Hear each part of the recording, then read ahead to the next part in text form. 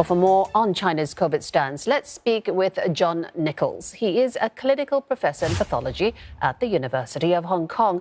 Professor Nichols, we've been talking about Vice Premier Sun Chunlan. She is, of course, the official overseeing COVID. She's been saying that China is facing what she's terming a new situation. Well, the Omicron variant's been around for a long while now. What's new or different in China's situation that she's alluding to? Well, I think what she's talking about is that the policies which they used and which they're using for things like Delta and the previous strains, which had far more sort of mortality and morbidity, is that they don't work. Is that Omicron is far more transmissible, but the overall disease severity is not as great. And so the measures which they've taken in the past, which on this mass testing and the isolation of basically, if there's one positive case, it isolate the whole building, is that they're now refining it to say, well, let's just only have one unit rather than the whole building. So, I think also we've seen in the past few days with this social unrest is that the reason is that this one-size-fits-all policy of managing, which they use for Delta, is that they have to try and fine-tune it. So that's why I think, as you mentioned in your news report, they're having what they call the softening of this approach to actually make it a little bit more targeted towards the fact that this Omicron strain is different to the Delta and to other strains, and they should be adapting their response. Right. They have promised a so-called softening in the past. They're not, it's not unknown that they make U-turns after such promises. But they're also saying that there's further optimization of testing, treatment, and quarantine policies that they're advising.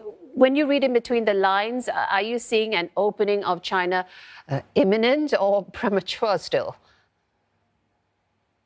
Oh, I think that the one thing which all of us from outside the mainland realise is that we cannot second guess what is going to happen within the country is on opening up. So what's happening is that with the travel is that they're now reducing the quarantine, to maybe a 5+3 or to what's called that softening. With realization is that like they found in Hong Kong is that the public can only get used to so much restrictions before there is some pushback.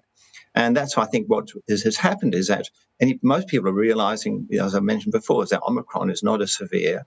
And so that they should be a little bit more softening on whether or not you call it opening up, but basically easing of some of the restrictions over the testing, which is very detrimental to the people. And now actually, in the past, they relied on the mass testing and isolation to control the outbreak. It's not working now. Yeah. So that's why I think she's been tasked with now saying you must now increase the vaccination.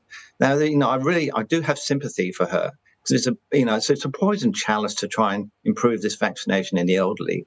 In Hong Kong, the government, we tried all sorts of sticks and carrots to improve the vaccination. But no matter what, there's still going to be a big sizable proportion of the elderly who won't change their mind no matter what strategies you use. They're going to say it's not safe or we don't need it. And even the relatives will discourage them.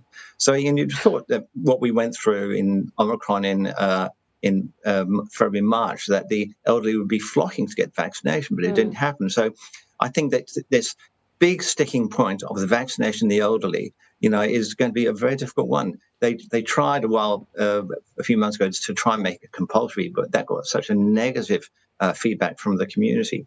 So I think it's going to be very difficult to try and sort of, if she's been mandated to increase the vaccination in the elderly, how it's actually going to happen. Yeah.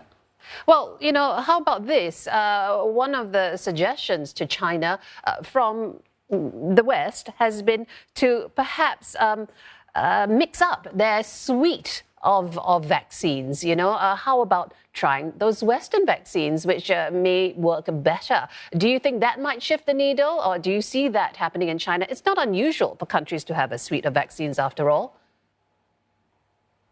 Well, actually, that's a big pun you mentioned about shifting the needle, because actually China is realizing is that, they still haven't adopted the mRNA vaccines from the West yet. They're still relying on their own ones. But they're now moving ahead with the nasal vaccine. So I think now they're trying to see that it's an inhaled vaccine.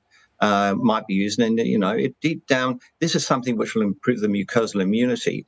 But there still is a reluctance to use the mRNA vaccines used by most countries around the world. They're still sticking with the locally made ones.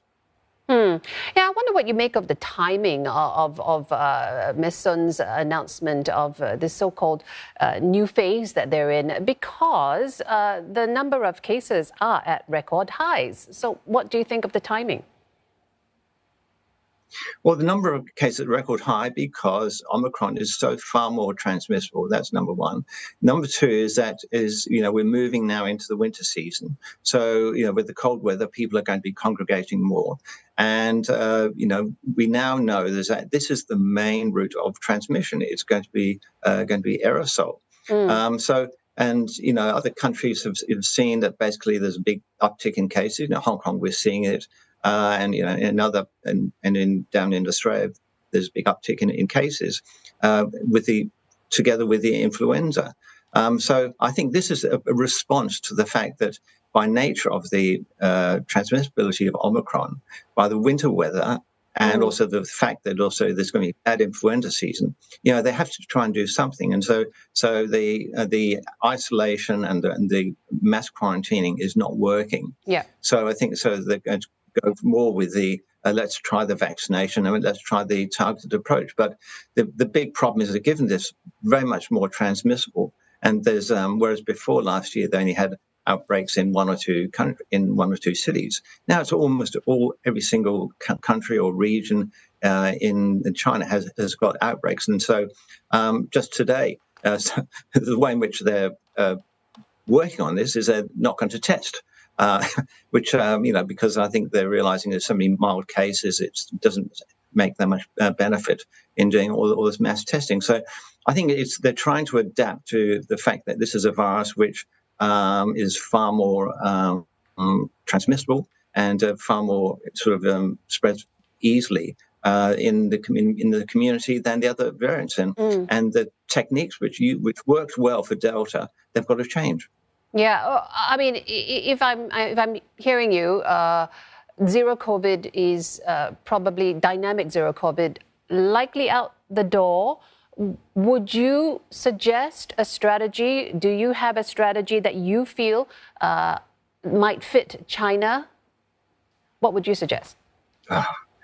Look, I keep on reading articles from people outside say things, what China must be thinking, what Xi must be thinking, but all this, you really have no idea what's really going on in there, and so I think I can't speculate on how long it will be, how long it'll last, or how long they'll change, because I think it's so big a country and there's so many factors which are involved. Not just health factors, there's economic factors, there's political factors. So I think that and any speculation from us people outside is probably doomed to failure. All right, we will leave it there. Thank you for the input that you've given us to what these new measures mean. I've been speaking with Professor John Nichols. He is a clinical professor in pathology at the University of Hong Kong. Thank you.